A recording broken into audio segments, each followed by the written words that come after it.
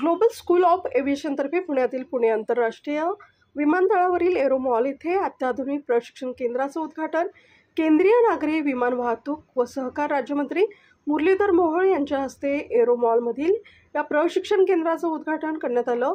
भारतातील वेगानं वाढणाऱ्या विमान वाहतूक क्षेत्रासाठी तरुणांना कौशल्ययुक्त बनवणं हे या प्रशिक्षण केंद्राचं उद्दिष्ट आहे।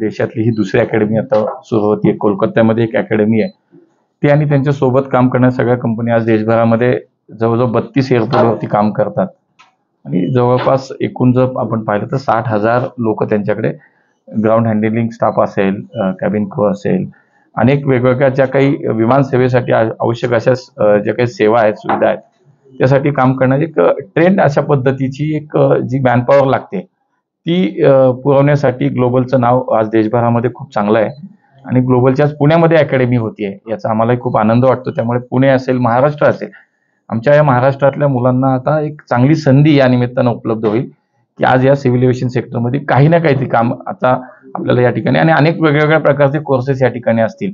अगदी मला असं वाटतं कमर्शियल पायलटचं सुद्धा पुढच्या काळामध्ये ट्रेनिंग या ठिकाणी दिलं जाईल, कॅबिन क्रूचं ट्रेनिंग दिलं जाईल, ग्राउंड हँडलिंग स्टाफ या ठिकाणी। त्यामुळे याच्यासाठी जे काही आवश्यक अशा जे काही सेवा आहे विमान सेवेच्या विषयात तर त्यासाठी खूप आवश्यक आहे। बघा पुढच्या काही काळामध्ये या देशाचं सिव्हिल एव्हिएशन सेक्टर अजून पुढे मोठ्या उंचीवरती जाणार आहे। आजही आपण पाहिलं तर मागच्या 10 वर्षात या देशातल्या विमानतळांची संख्या दुप्पट झाली। या देशातल्या विमान सेवा ज्या आहेत आपण हवाई मार्ग त्यांची सेवा कितीतरी पटीनं वाढली। नुसत्या उडान योजनेमध्ये आज जवळपास 650 रूट सुरू आहेत या देशामध्ये। तर मोदीजी नेहमी म्हणतात की या देशातला सर्वसामान्य माणूस आता विमान प्रवास त्याला करता आला पाहिजे। जसं ते म्हणतात की हवाई चप्पल पहनने वाला हवाई सफर करेगा, पुढे देश का आम नागरिक, यानी सर्वसामान्य माणसापर्यंत आता विमान सेवा दिली गेली पाहिजे। आणि आज तुम्ही बघा कुठे गेलं आमच्यासारख्याला सुद्धा किंवा लोकप्रतिनिधींना, लोक आता जुन्या काळात एसटी मागायचे, रेल्वे मागायचे, आता विमान सेवा मागतात। ही या देशाची प्रगती, ही या देशाच्या विकासाची माननीय मोदीजींच्या नेतृत्वाखाली झालेली प्रगती। आणि म्हणून पुढच्या काही काळात तर तुम्हाला सांगतो की या देशातल्या ज्या काही विमान कंपन्या आहेत त्यांनी जवळपास 1300 नवीन विमानांची ऑर्डर दिलेली आहे। म्हणजे आपण कुठे चाललोय बघा। आणि मग त्याला आवश्यक असलेली ही सगळी सेवा लागेल, मग त्याला सगळ्याच प्रकारची जी काही मॅनपॉवर लागेल, ट्रेन मॅनपॉवर लागेल, ती मला असं वाटतं ग्लोबल सारख्या या अकॅडमीतनं निश्चितपणे अत्यंत चांगल्या पद्धतीची आणि सक्षम आणि अत्यंत प्रशिक्षित अशा पद्धतीची मनुष्यबळ या ठिकाणी सर्व क्षेत्राला आम्हाला मिळेल। आणि म्हणून मी ग्लोबललाही मनापासून धन्यवाद देईन, त्यांचे आभार मानेन की पुण्यामध्ये आपण अकॅडमी सुरू करतात। पुणे हे असं शहर आहे की आज देशातनं शिक्षणासाठी मुलं पुण्यामध्ये मोठ्या प्रमाणात येतात, एक विद्येचं माहेरघर आहे। त्यामुळे ग्लोबल सारख्या अकॅडमीमध्ये सुद्धा आता महाराष्ट्रातनं देशातनं मुलं या ठिकाणी येतील आणि प्रशिक्षण घेतील आणि या देशाच्या विमान सेवेला एक चांगल्या प्रकारची प्रशिक्षित असं मनुष्यबळ या ठिकाणी मिळेल। त्यामुळे त्या सर्व विद्यार्थ्यांना शुभेच्छा आणि ग्लोबलला अभिनंदन।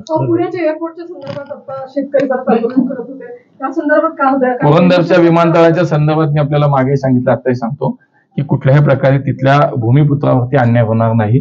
त्यांच्या ज्या काही मागण्या त्याच्यामध्ये राज्य सरकार हे योग्य दखल घेते, राज्य सरकार त्याच्यावरती काम करते। मुळामध्ये देशामध्ये कुठेही विमानतळ करायचं असेल तर ती जागा जी लागते ती राज्य सरकार देत असते। त्यामुळे राज्य सरकारच्या माध्यमातून नोडल ऑफिसर नेमले गेले, प्रत्येक गावाला एक उपविभागीय अधिकारी म्हणजे प्रांत लेवलचा ऑफिसर नेमला गेलाय।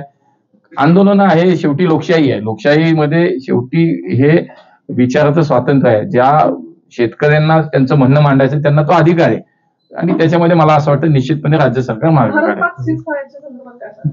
मी आता सुरक्षेच्या कारणास्तव देशातले जवळपास आम्ही आज 32 विमानतळ आम्ही आता तात्पुरत्या सेवा त्या ठिकाणी थांबवली आहे। पण मला वाटतं परिस्थिती